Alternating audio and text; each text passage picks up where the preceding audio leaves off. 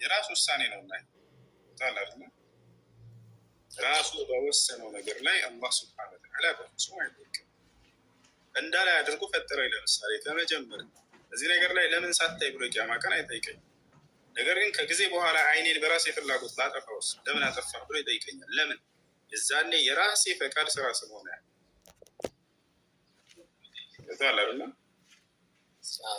ይሄ ነው። አላህ ሱብሓነሁ ወተዓላ ታዲያ ስራዎቻችንን መልካም ይሁኑ መጥፎ ለእኛ ነው የተዋቸው። ለዚህም ነው ያንን ጥሩን አሳዩቸው መጥፎውን ከልክሏቸው ብሎ ነቢያት የሚባሉ ላከልንና ይሄ ነው ጥሩ መንገድ፣ ይሄ ነው መጥፎ፣ ጥሩን ስሩ፣ መጥፎውን ተጠንቀቁ እያሉ እንዳስረዱን አደረገ። የዛኔ የራሳችን ነፃ ምርጫ ፍቃድ ሰጥቶናል። ራሳችን ወደንና ፈቅደን ያንን እንሰራለን። የስራችንንም ዋጋ ያውቀዋል ወይ? ያው ያውቀዋል። ወደፊት አምላክ ስለሆነ ያውቃል። ያ ግን ጀነት ጀሃነም የሚባለው በራሱ ቀድሞ ወስኖብን ነው ወይ? አይደለም። ምንድን ነው ታዲያ ከተባለ የስራችን ውጤቶች ናቸው። አላህ በርካታ ቦታ ላይ በቁርአን ላይ ሲናገረው ይላል ፈዙቁል ዐዛበ ቢማ ኩንቱም ተክሲቡን ይላል። ጀሃነም ሰዎችን ምን ያስባል? በምድር ሳላችሁ ስትሰሩ በነበራችሁበት ስራ ምክንያት በሉ ጀሃነምን እሳት ቅመሱ እላቸዋለሁ። ስለ ጀነት ሰዎችም ሲናገር ምን አለ? ወቲልከል ጀነቱ ለቲ ኡሪስቱሙሃ ቢማ ኩንቱም ተዕመሉን አለ። ይችን ጀነትን በምድር ሳላችሁ ስትሰሩ በነበራችሁበት ስራ ምክንያት ጸጋውን አገኛችሁ እያለ ይነግረናል። አይደለ? ስለዚህ ጀነትና ጀሃነም የሚወሰኑት በስራችን። አላህ ቀድሞ አንተን ለጀነት አንተን ለጀሃነም ብሎ የሚያዳላ አምላክ አይደለም። ማ ረቡከ ቢዘላሚ ሊልዓቢድ እኔ ጌታ አላህ አንድንም የሚበድል አይደለም እያለ ይናገራል። አንድ ጥያቄ ልጠይቅህ ካላቋረጥኩ ይቅርታለ። አሁን ያብራራኸው ጋር ቁርአን ላይ ከሰዎችም ከጅኖችም መርጠን ለገሃነም ፈጠርናችሁ ይላል። ያ እንዴት ነው አሁን ካልከው ጋር የሚስማማው? በጣም ጥሩ። አላህ ሱብሓነሁ ወተዓላ ማነው የፈጠራቸው ሰዎችንም ጅኖችንም ከተባለ ማነው የፈጠራቸው? እነዚህ ከተባለ አላህ ነው የፈጠራቸው። ወለቀድ ዘረእና ሊጀሃነም ላማች ላመል ዓቂባ ትባላለች። ወደፊቱን ማወቁን አላህ ሱብሓነሁ ወተዓላ የምትገልጸች። ታዲያ ማነው ጀሃነም የሚገባው የሚለውን በምን ምክንያት ነው የሚለውን እዚያው ላይ ገልጾታል። ሌላ ቦታ መሄድ አያስፈልገውም። ሌላ ቦታ ብትሄዱ በጣም ብዙ ማብራሪያ ታገኛላችሁ። እዚያው ላይ ማናቸው?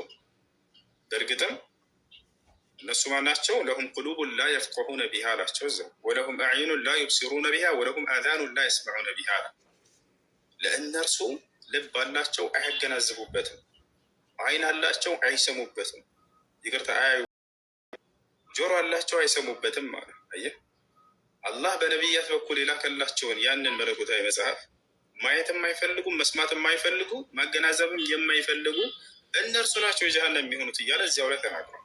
ሌላ ቦታ የትም ሳትሄዱ ቦታቸው አለ እንጂ አስቀድመው ወስኑባቸዋል ማለት ሳይሆን እነዚህ ሰዎች ናቸው ለጀሃነም የሚሆኑት ብሎ እየገለጻቸው። እሺ ሁለተኛ ጥያቄ ደግሞ እንደሆነ ታውቃለህ?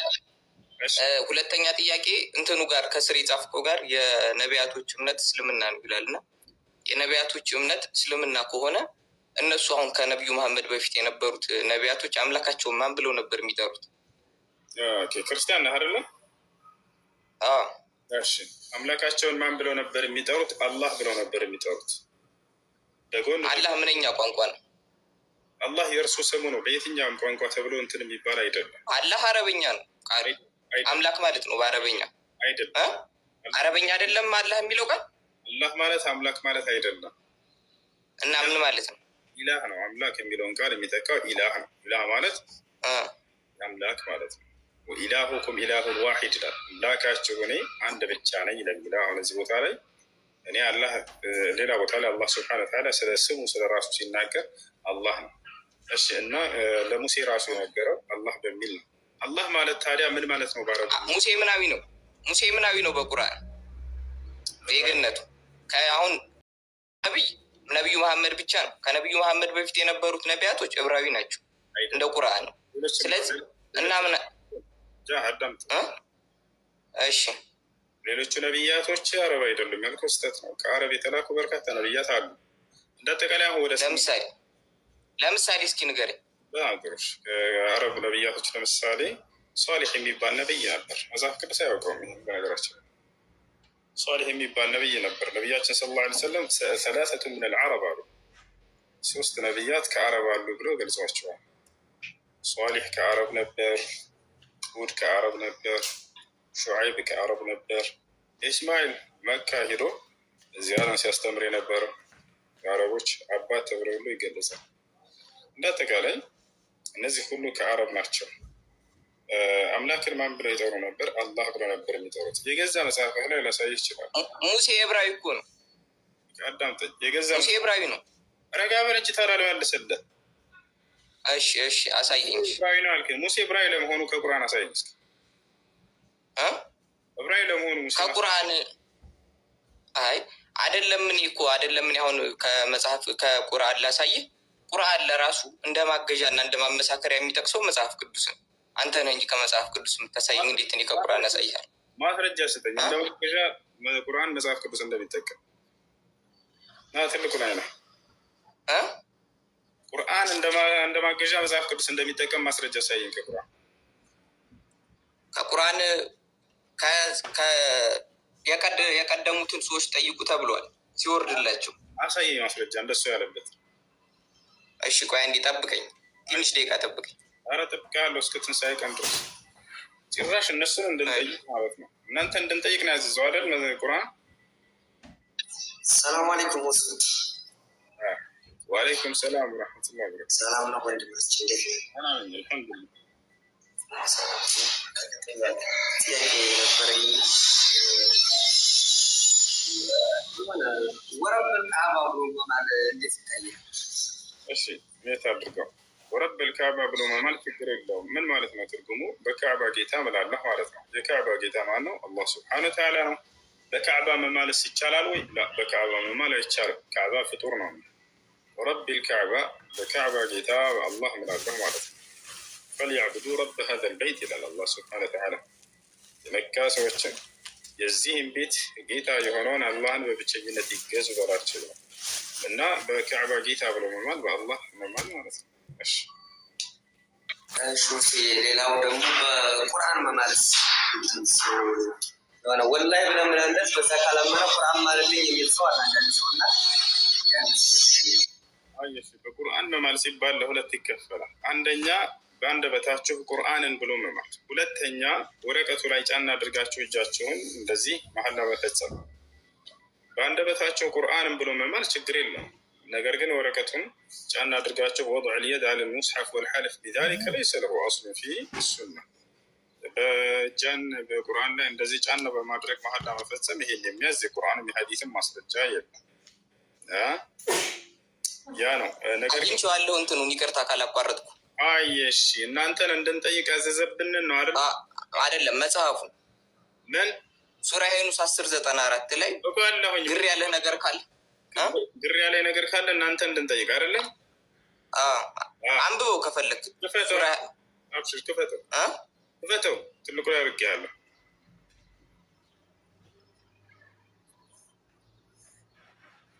ግር ያለ ነገር ካለ እኛ እንድጠይቁ ታዛችሁ እያለ ነው።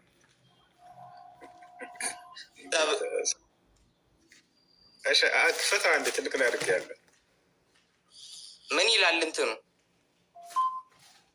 ሱራ 10:94 አንተ አንብበው። አይ እኔ ከማነበው አንተ አንብበህ ትርጉሙን ንገረኝ፣ ወይ ሌላም ትርጉም ካለው ሱራ 10:9 በጣም መረዳት ነው የምትፈልገው አይደል? ላስረዳ በቀርሻታም ጥማ እንደሚል እኔ በክርክር መልክ ምናምን ስላደረግከው ነው ትልቁ ላይ ያለ አድርገህና አውጣ ያልኩህ። እንደዛ ስለማይል እኔ ስለማውቅ ነው። እሺ ለማንኛውም አንብብልህ። ምን ይላል ከተባለ فإن كنت في شك مما أنزلنا إليك فاسأل الذين يقرؤون الكتاب من قبلك لقد جاءك الحق من ربك فلا تكونن من الممترين إلى فإن كنت في شك بترتاري واستبتهون على مما أنزلنا إليك ودعنت باررنا لك من أدرك فاسأل الذين يقرؤون الكتاب من قبلك እነዚያ ከአንተ በፊት መጽሐፉን ሲያነቡ የነበሩትን ጠይቅ አለ። ልብ በል ማንን ነው ያለው? ከአንተ በፊት ብሎ እሱ በፊት መጽሐፍ ለመልስልህ አዳምጠኝ።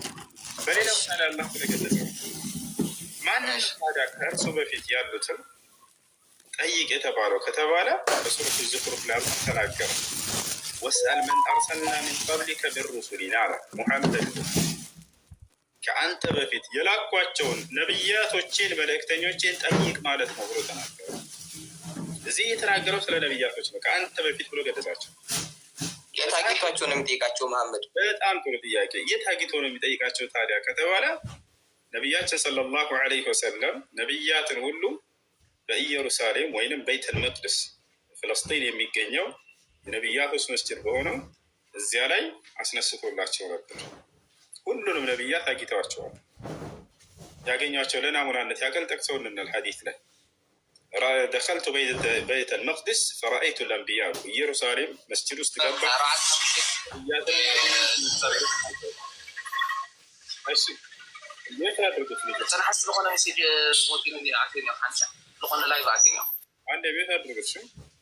ገባህ ጃ። ስለዚህ ስለ ነቢያቶች ነው እያወራ ያለው። ታዲያ ግን አሁን አንተ ያልከው ነቢይ ሆኖ ከቆየ በኋላ ነው እነዚህን ነቢያቶች ያገኙ። ይሄ ደግሞ ቁርአን ወረደለት ሰዓት የተነገረው ነው።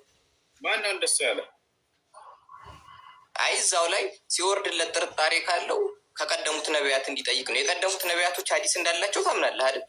አሁን ተበርዟል አልተበረዘም ነው እንጂ ሀዲስ እንዳላቸው ታምናለህ።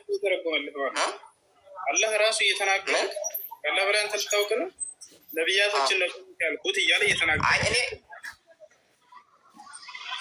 ነቢያቶቹ ሀዲስ ጽፏል አልጻፉም? ሀዲስን ስለመጻፍ የቀደመ ሀዲስ አላቸው የላቸውም? እነዛ ከሱ በፊት የነበሩት ነቢያቶች እነሱን ጠይቅ ነው የተባለው፣ መጽሐፋቸውን አይደለም። የሚያነቡትን ጠይቅ ነው ያለው። አንባቢዎቹን አለ። የት ነው የሚያገኛቸው አንባቢዎች? አሁን እኮ አንተ ነቢዩ ያለው ነቢዩ መሐመድ ያለውን የምትነግረኝ ቁርአንን አንብበህ ነው አይደል? አዎ አዳምጠኝ። ስለዚህ እነዚህ ነቢያቶችን ጠይቅ እንጂ ያለው ስለ መጽሐፍ አላወራም። ሂዱና መጽሐፉን አንብቡ አይደለም ያለው። ገብቶሃል? የሚያነቡትን ጠይቅ አለ። የት ናቸው እነሱ ብለን ስናይ መጽሐፉ ላይ የት ያገኛቸው ብለን ጠይቅ አለ። ጥሩ ጥያቄ። የሚያነቡት እኮ የነዛን ነቢያቶች እኮ ኪታብ እኮ ነው የሚያነቡት። የነዛን ነቢያት ኪታብ ስለተጻፈ ያን የሚያነቡ አይሁዳውያን ነበሩ። እነሱን አይደለም ያለው ነቢያቶችን ነው እያልኩ ነው። ማስረጃ ላሳይህ። አላህ ራሱ ሌላ ቦታ ላይ ፈታው እሱ መልእክተኞችን ለማለት ነው። አይ አሁን እኔ እሺ ከተፈታ እንደዛ። አሁን ሁለተኛ ጥያቄ ደግሞ አሁን እዚሁ ጋር እንዳልከው የነቢያት እምነት ነው ላልከው አይሁዶች ነበሩ፣ ይሁዲዎች ነበሩ። አሁን ለምሳሌ ክርስትና አለ አይደል? ክርስትና ከመጣ 2000 ዓመቱ ነው። የለም ከዛ በፊት አሁን ክርስትና አለ ካለ ሰው ውሸት ነው። ልክ እንደዛ ከዛ በፊት የነበሩት እምነቶች ይሁዲዎች ናቸው የነበሩት፣ አይሁዶች ናቸው። አንድ አምላክ አለ ብለው የሚያምኑ ናቸው። በጣም ጥሩ። አይሁድስ ጊዜ ገደብ የለውም? በዚህ ጊዜ መጣ ብሎ የሚታመን ነው ወይንስ ከአዳም ጀምሮ ነበር? አይ አይሁድ ተብለው የሚጠሩት ከይስሐቅ በኋላ ያሉት ናቸው አይደል? ይቅርታ ከአብርሃም በኋላ ያሉት ናቸው። አብርሃምን ነው እንዳባታቸው የሚቆጥሩ። ወይ አብርሃም አይሁድ ነበር አይደለም? ዕብራዊ ነበር እሱ። አይሁድ እኮ እንደ ዜግነት ነው። ስለዚህ ክርስትና ዕብራዊ ማለት ክርስትናም ሆነ አይሁድ በሱ ላይ የተመሰረቱ ናቸው እንጂ ከአምላክ ዘንድ የመጡ ሃይማኖት እና ህግ አይደለም አይደለ? ናቸው እንጂ እንዴት እንደዛ ልትል ቻልክ? በጣም ጥሩሽ። አይሁድ የሚለው ወደ ማን የሚጠጋ የሆነ ሃይማኖት በማን የተያዘ? አይሁድ ማለት ሙሴ የሰጣቸውን ህግ የሚከተሉ ማለት ናቸው። ማለት እነዚህ ምንድን ነው? አይሁድ የሚለው የሃይማኖት መጠሪያ ነው ወይንስ የዘር መጠሪያ ነው?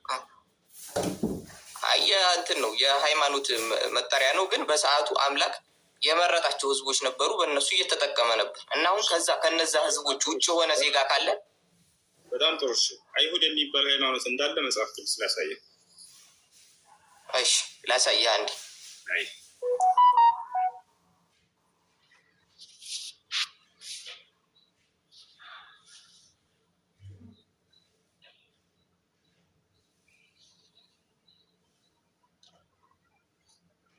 እሺ ጥያቄ አለ? ይቀጥል። እስከዛ ሰላም አለይኩም። አንድ ጥያቄ ነበር። እሺ ጓደኛ የነበረች እና ያኔ የቤተሰቦቿ ጋር አባቷ ጋር ተጣልታ ያኔ ክጄሻለሁ ልጅ አይደለሽ ምናምን ብሏት ከአንዴ 2 3 ይቅርታ ጠይቀው በቃ እምቢ ብሎ ያኔ እንትን ካላት ከሱ መራቅ አለባት። ያኔ ብትርቅ ጥያቄሽ እንደገና እስኪ ጓደኛ የነበረች በአባቷ ጋር ተጣልታ ያኔ ባጠፋቸው ጥፋት ይቅርታ ጠይቀው አባቷን ጥፋት አጥፍታ ነበር፣ ግን ይቅርታ ጠይቀው ጥፋቷን አልቀበልም ብሏት እናት አንድ ጊዜ ሁለት ጊዜ ክጄሻለሁ ልጅ አይደለሽም ቢላት ያኔ በቃ ብትርቀው ከአባቷ አለመደወልም ምናምን ያኔ በርቁ ይቅርታ ጠይቀዋለሁ ግን እምቢ አለኝ ብላ ብትርቀው መራቅ ተገቢ አይደለም። ተሳሳተ አይደለም። ያንን ሰብር አድርጋ ታግሳ እንትን ማለት ነው ያለባት፣ ነገራቶችን ማስተካከል እንጂ ሙሉ በሙሉ መራቅ ቤተሰብን ተገቢ አይደለም። እሺ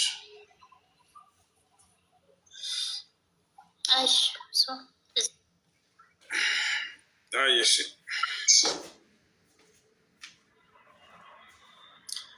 ሰላም አለይኩም። ወአለይኩም ሰላም ወራህመቱላሂ ወበረካቱ። አንድ ጥያቄ ነበረኝ።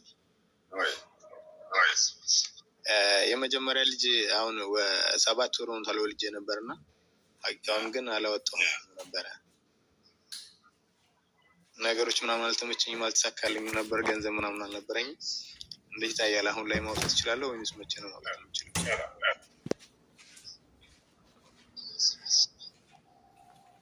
እሺ በፈለኩበት ጊዜ ማድረግ እችላለሁ። አሁን ተቆን ተከትዬ በላጩ ሐዲሱ ላይ እንደመጣው በሰባተኛው ቀን የሚል ነቢያችን ሰለላሁ ዐለይሂ ወሰለም ሐዲስ ላይ ሲናገሩ ምን አሉ? ኩሉ መውሉድን ሙርተሃኑን ቢዐቂቀቲህ ዩዝበሑ ሊሳቢዒህ ወዩሕለቁ ወዩሰማሉ። ማንኛውም የሚወለድ ህፃን በዐቂቃው የተያዘ ነው አለ። ማለት ዐቂቃ ሊደረግለት፣ በሰባተኛው ቀን ይታረድለት፣ በሰባተኛው ቀን ስም ይወጣለት፣ በሰባተኛው ቀን ጸጉሩ ይላጭለት አሉ። ይህን ማድረግ ያልቻለ ግን በየትኛውም የእድሜ ጊዜ ላይ ቢሆን በቻለበት ጊዜ ዐቂቃ ማድረግ ይችላል። መርሃባሽ ኢንሻአላህ ስለምንኛለ የተጠቀመሽ ቲንክ ብዬ ነበር እስካሁን እንትን እሺ አገኘ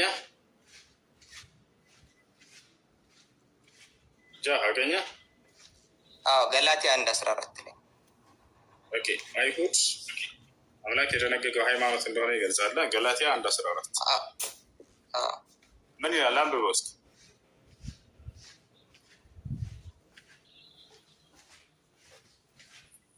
እሺ ገላትያ 1:14 ለአባቶችም ወግ ከመጠን ይልቅ ቀናለሁ በወገኔ ዘንድ በዘመኔ ካሉት ብዙዎችን በአይሁድ ስርዓት እበልጥ ነበር ይላል። አይሁድ የሚባል ሃይማኖት ነበር የሚል የለም እዚህ ጋር። አይሁድ የሚለው ከማን የተያዘ ነው? ወደ አንድ አካል ነው የሚጠጋው፣ ያም ግለሰብ ነው እንጂ አምላክ የደነገገው ሃይማኖት አይደለም። ይህን ህግ እነዚህ ሰዎች ስለተሰጡ ወደ እነዚያ እያስጠጋለህ እንጂ ሃይማኖት ነው አይሁድ እያለ አይደለም። እዚህ ቦታ ላይ የአይሁድ ስርዓት የሚለው ጃህ አለ።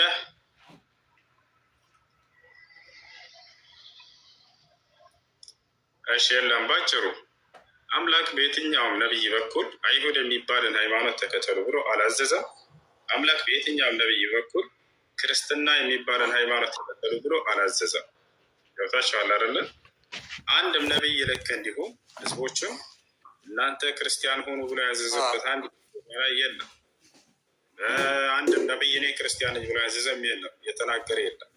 እነዚህ ሃይማኖቶች ከአምላክ ዘንድ መጀመሪያ አይሁድን እንጨርሰውና ስለ ክርስትና አሳያለሁ። መጀመሪያ አይሁድን እንጨርሰውና አሁን የሰጠውን ጥቅስ በእንግሊዝኛው ብታወጣው ስርዓት የሚለው ሪሊጅን ነው የሚለው።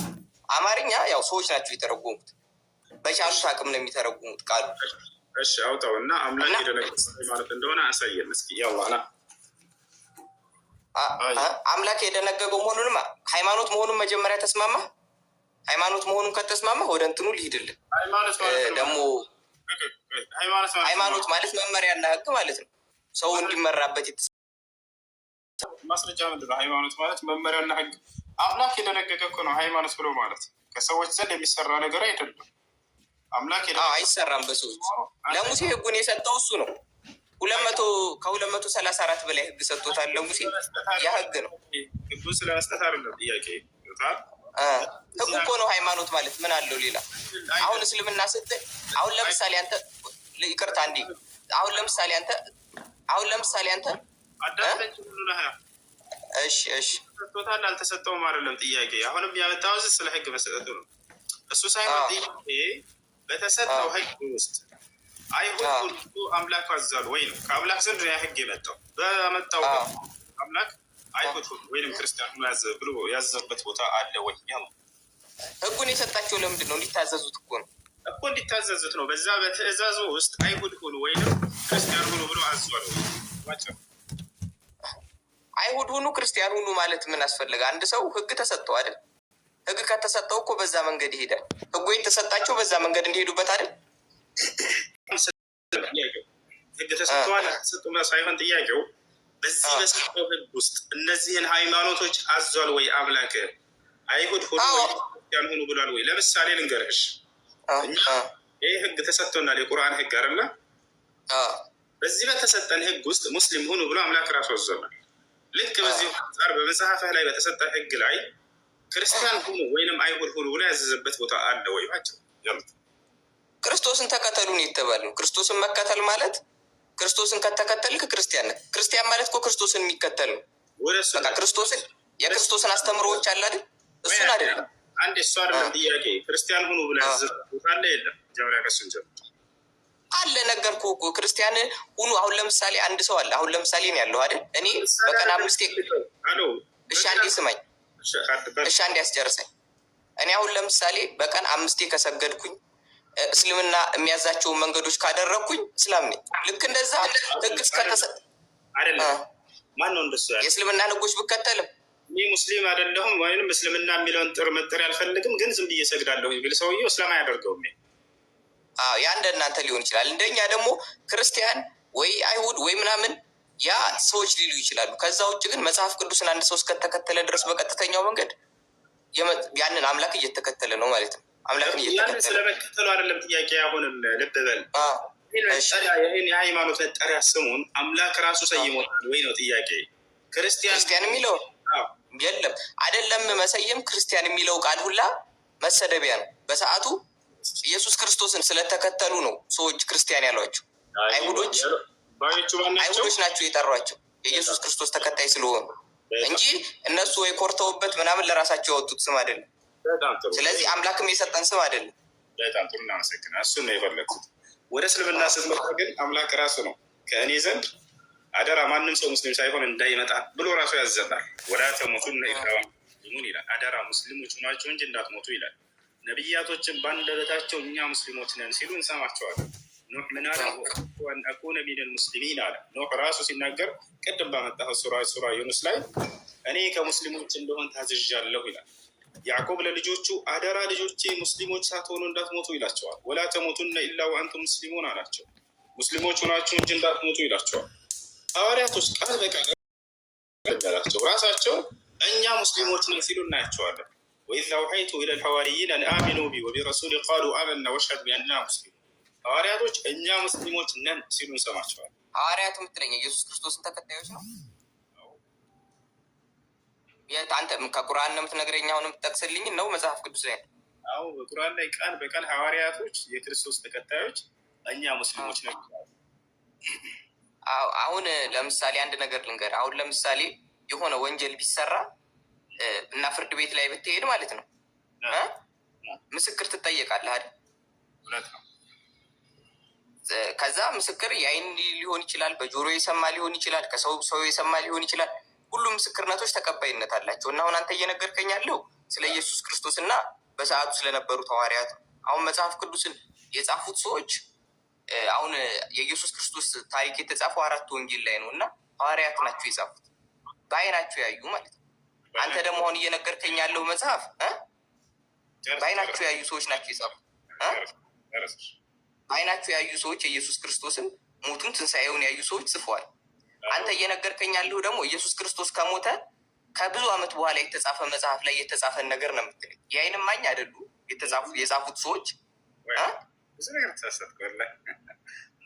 ትንሣኤውን አይተዋል ብለኛል። ኢየሱስ ክርስቶስ ትንሣኤ ሲያደርግ ያ ማለት ከቀብሩ ሲነሳ ያየ አንድ ሐዋርያ አለ? ከቀብሩ ሲነሳ ሳይሆን መነሳቱ ከተነሳ በኋላ ይተውታል። ትንሣኤው ሞትና ትንሣኤውን ያዩ አትበላ። ትንሣኤውን ያየ ማንም ሐዋርያ ትንሣኤ ማለት እኮ አሁን አሁን ለምሳሌ አንተ የሞተ ዘመድ ቢኖርህ ሞቱን አይተሃል ብልህ ግዴታ ሲሞት አይተሃል ማለት ነው። መሞቱን እርግጠኛ ሆናል እንደሞተ ቀብሩም ላይ ልትገኝ ትችላል። ነው እያወራን ያለ ነው። ይሄማ የሚሆን ነገር እኮ ነው፣ የታወቀ ነገር ነው። አንተ ሞቶ ተነስቷል ክርስቶስ ትንሣኤ ሲያደርግ ያየ አንድ ሰው ልታመጣልኝ አትችልም። ከሐዋርያቶች ማንም የለም። ሰምተው ነው እነሱ ራሱ የጻፉልህ። በስማ በለው መነሳቱን አይተዋል። ተነስቶ ተገልጦላቸዋል። ከተነሳ በኋላ ከሞት አዳምጠኝ። አሁን ጥያቄው በኋላ ስላለው አለ ሲነሳ ትንሣኤ ሲያደርግ አይተዋል ወይ ነው ጥያቄው። ያየ የለም። እዚህ ላይ ጊዜ አትፍጭ። ማንም ያየ የለም። ሐዋርያቶች አላዩም ሲነሳ። እሺ ወደ ዋና ሀሳብ ሄድ። ሲነሳ አላዩም እና አሁን እየነገርኩ ያለሁት እና አሁን ይህን ታሪክ ማለት ነው የጻፉት እነሱ ናቸው። የዓይን እማኞች ናቸው። ኢየሱስ ክርስቶስ በምድር ላይ መኖሩ ሲሰቀል አይተዋል። ሌላውን ሽቶ ትንሣኤውን ሲሰቀል አይተዋል። እነዛ ሰዎች እነዚህ መጽሐፍ ቅዱስን ይዘው ያፈሉት ሰዎች ይህን ሁሉ ክስተት አይተዋል ነው አይደለ? አይተዋልና ያየ ነው። ነቢዩ መሐመድ ደግሞ ሰለላሁ ዐለይሂ ወሰለም አላዩም። ስለዚህ የምስክርነቱ የእነርሱ በላጭ ነው እያልከኝ ነው አይደለ? ባጭር በጣም ጥሩ። ብዙ ነገር ላስረዳህ ከዚህ ውስጥ አንደኛ ነቢዩ መሐመድ ሰለላሁ ዐለይሂ ወሰለም የዛኔ የዓይን እማኝ ነበሩ አይተዋል ወይ ለሚለው ትክክልና አላዩም እርሳቸው አንተ በመጣህበት ሚዛን ማለት ነው። ግን ይሄን ቃል የገለጠላቸው ሁሉን ሲያው የሚያውቅ ይሁን አምላክ ነው። አምላክ ደግሞ ስላለፈው ሁሉ የሚያውቅ ነው። አላህ በቁርአን ላይ ቁል አንዘለሁ አለዚ ያዕለሙ ሲረ ፊ ሰማዋት ወልአርድ ይላል። ሙሐመድ ሆይ ይህን ቁርአን በሰማይ በምድር ያለን ድብቅ ሚስጥርን የሚያውቅ ከሆነው ከአምላክ ዘንድ ተወረደላችሁ በላቸው ይላል። ገብቶሃል አይደለ? ያዕለሙ ማ በይነ አይዲሂም ወማ ኸልፈሁም እኔ ፍጥረታቶችን ሁሉ የኋላቸውንም የፊታቸውንም ሁሉ አውቃለሁ የሚል አምላክ ራሱ ነው የገለጠው። ገብቶሃል አይደለ? የአምላክ ምስክር እንጂ እርሳቸው ይዘው የመጡት ከራሳቸው ቢሆን ኑሮ ትክክል ነው። በዮሐንስ በክርስቶስ ጊዜ አልነበሩም እርሳቸው። ከክርስቶስ በኋላ ከ600 ምናምን ዓመት በኋላ ነው የመጡት። የራሳቸው አይደለም። ይሄ ግን አምላክ ራሱ ገባኝ። አሁን አምላክ ሲገልጽላቸው ይቅርታ ገባኝ። አምላክ ነው የገለጸላቸው አልክና አምላክ በነቢያቱ ሲናገር ቆየና ሀዲሶችንም ሲያወርድ ቆይቶ መጨረሻ ላይ ምን ችግር ስላለ ነው እነዛ ሁሉ ሀዲሶች ተበርዘዋል ተብሎ ቁርአን የመጣው? ለምን እነዛ ተቀባይነት አጡ? ምን አዲስ የተለየ ነገር? አሁን ለምሳሌ በመጽሐፍ ቅዱስ ሁሉም ነቢያቶች ሲመጡ አዲስ ነገር ይዘው መጥቷል። ነቢዩ መሐመድ ሲመጡ ምን የተለየ ነገርም ይዘው መጥቶ ነው? የኔ አሁን ጥያቄ ምን የተለየ ነገር ይዘው መጡ? ምንስ የተበላሸ ስርዓት ነበር መጽሐፍ ቅዱስ ውስጥ? በጣም ጥሩ። የተበላሸው ትልቁ ስርዓት በነቢያት ትምህርት ከነቢያት መካከል አንድ ነቢይ የሆነውን ክርስቶስን አስመለኩ። የሃይማኖት ሰዎች ነን የሚሉ ሰዎች ትልቁ ስህተት የሰሩት ይሄ ነው። መጽሐፍ ቅዱስ አምልኩ ይላል ኢየሱስ ክርስቶስን አንድ ጊዜ እኮ ስለማይል እኮ ነው። እነዚህ ሰዎች አምልኩ ያልተባሉትን አካል እያመለኩ አገኟቸው። በዚህን ጊዜ ነቢያችን ወደ መጽሐፍ ቅዱስ ስህተት ግን አልመጣልህ አይደለ? እሱ እመጣለሁ። አሁን እዚህ ቦታ ላይ ከነቢያት መካከል አንድ ነቢይን በነቢያት ትምህርት ስር የነቢያትን መጽሐፍ ይዘናል ብለው ክርስቶስን ያስመልካሉ። አሁን ለምሳሌ እኔ አላመልክም። ቆይ ልነግርህ እኮ ነው። አሁን አንተ ያልገባ ነገር ስላለ ነው። አሁን ለምሳሌ እኔ ያለሁ አላመልክም። መጽሐፍ ቅዱስም አምልኩም እንደዛ አይልም። ኢየሱስ ክርስቶስንም አምልኩም አይልም። መጽሐፍ ቅዱስ የሚለው እግዚአብሔር አምላክ አንድ አምላክ ነው፣ አንድ ነው። አንተ ምንድን ነው እምነትህ? ጆቫ ነህ? እኔ ጆቫ ነህ? እሺ በቃ አዳምጠኝ። እንግዲህ አሁን መጽሐፍ ቅዱስ ላይ የተሰሩ ስህተቶችን ልግለጽልህ። አዲስ ነገር ይዘህ የመጡት ብለህ በግልጽ ጠይቀሃል። መጽሐፉ ላይ የተሳሳተ ነገር አይደለም። ለምሳሌ ልንገር፣ የነቢያቶችን ክብርና የአምላክ ክብር የክርስቶስንም እንዲሁ በክርስቶስ ላይ የተሰሩ የተነገሩ ስህተቶችን ከመጽሐፉ አንጻር ያሉትን ልጥቀስልህ። ለምሳሌ አሮን ነቢይ እንደሆነ መጽሐፍ ቅዱስ ይገልጻል አይደለም? ኦሪት ዘጸአት ምዕራፍ 7 ቁጥር 1 ላይ አሮን ነቢይ እግዚአብሔር ለሙሴ ምን አለው? ሙሴ በፈርዖን ላይ አንተን አምላክ አድርጌሃለሁ፣ ልክ እንዲሁ ደግሞ አሮንን ደግሞ ነቢይ አድርጌልሃለሁ ብሎታል።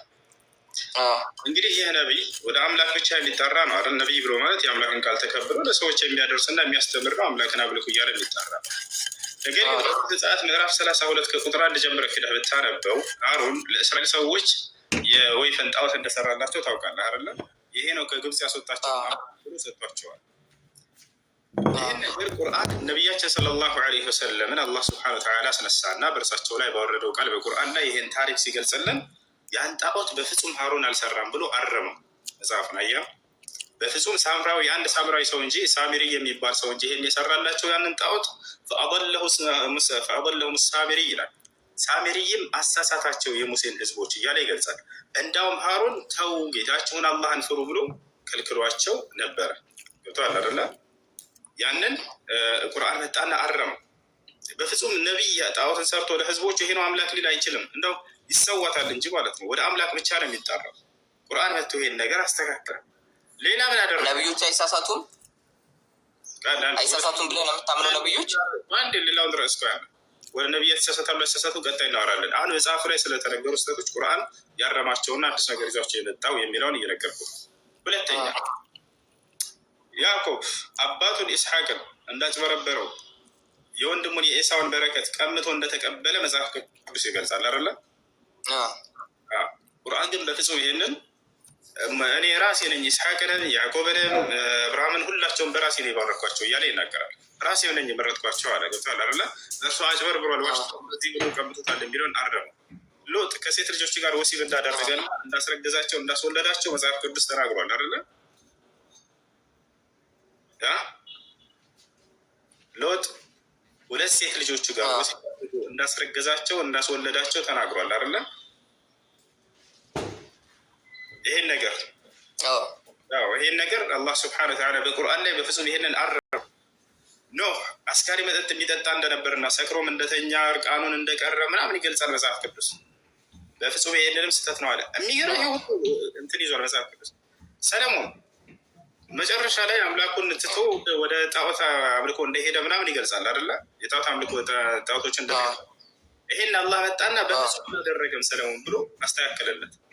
በጣም ብዙ ነገራቶች እንዲሁ በዚያ መጽሐፍ ላይ የተነገሩ ስህተቶችን አርሟቸዋል። እና አሁን ለምሳሌ አሁን ያልካቸው ስህተቶች አሉ አይደል? እነዚህን እንትኖች ይህን መጽሐፍ አሁን አንተ የነገርከኝ መጽሐፍ ቅዱስ ላይ ያሉትን ስህተቶች የሰው ልጅና እንደ አይሁዳዊ ቢጽፋቸው ኑሮ ሎጥን ይቅርታ የሆነን ሰው አሁን ለምሳሌ አንተ ሰለሞን አለ አይደል? የሚያከብሩት ትልቅ ንጉሳቸውን ከአምላክ መንገድ ሸሸ ብሎ ከመጻፍና አልሸሸም ብሎ ከመጻፍ ለአንድ አይሁዳዊ የቱ ይቀለዋል? ሰው ቢጽፈው ለፖለቲካም ትርፍ ይሁን የእነሱን እምነትም ለመደገፍ ይሁን የትኛው ነው ጥሩ? አልሸሸም ቢሉ ነው አይደል? ግን መጽሐፍ ቅዱስ ላይ እውነት ነው የሚጻፈው። አንድ ሰው ካጠፋ ተሸፋፍኖለት የሚያልፍ ነገር ስለሌለ ነው። አሁን እንደ ሎጂክ አያስኬድም። አሁን ለምሳሌ አንድ ሰው ቢጽፈው ኑሮና አንድ ጨርስ ከሄን በእነዚህ ምንድን ነው ቁርአን የተለየ ነገር ይዞ የመጣው ጠየቀው። እነዚህ በነቢያት ላይ ኃጢአትን ነቢያት ጣዖት አስመልከዋል አንተ ተቀበላለህ ማለት ነው። ነቢያት ነቢይ የሆነው ከአምላክ ውጭ ሌላን አካል ጣዖትን ያስመለከ ነቢይ ሰው ናቸው በሚል አትሸሽ። እንደሱ አይደለም። የግል ኃጢአቱን ሊሳሳት ይችላል፣ ሰው ሊሆን ይችላል በሚለው እንሄድ። አምላክን ካሉ ብሎ ጣዖት ሰርቶ ይሄ ነው አምላካቸው ብሎ ይሰጣል እንዴ? አሁን ለምሳሌ በእናንተ አብዱረህማን ቆይ ልነግርህ ነው። በእናንተ አሁን አብዱረህማን አለ አይደለም? ሰው መላይካ ነበር አይደለ? ሰይጣን የምትሉት አካል ሰይጣን ተሳስቷል። መልአክ እንኳን ይሳሳታል አይደለም? ሰው መልአክ አይሳሳትም፣ በእኛ አይሳሳትም። እና እንዴት ተሳሳተ ሰይጣን? አብዱረህማን ምንድን ነበር? አብዱረህማን የሚባል ነገር የለም። አብዱረህማን መባሉ የት ነው ያገኘው? እሺ አይባልም። ጥሩ እሺ፣ አብዱረህማን ካልተባለ ሰይጣን እሺ ምንድን ነበር? መልአክ ካልነበረ እሱ መልአክ አልነበረም፣ ከጅኖች ጭፍራ ነበረ። አላህ ስብሐነሁ ወተዓላ ስለ እርሱ ሲናገር ምን ይላል? ወኢዝ ቁልና ሊልመላኢከቲ እስጁዱ ሊአደመ ፈሰጀዱ ኢላ ኢብሊሰ ካነ ሚነል ጂኒ ፈፈሰቀ ዐን አምሪ ረቢህ አለ። እርሱ ከጋኔን ጭፍራ ነበር፣ ከጌታውም ከአላህ ትእዛዝም አመፀ እያለ ገለጸው። መልአክ አይሳሳትም። እኛ ጋር መልአክ እንደማይሳሳት በርካታ ቦታ ላይ አላህ ሲናገር ምን ይላል? ላ ያዕሱነ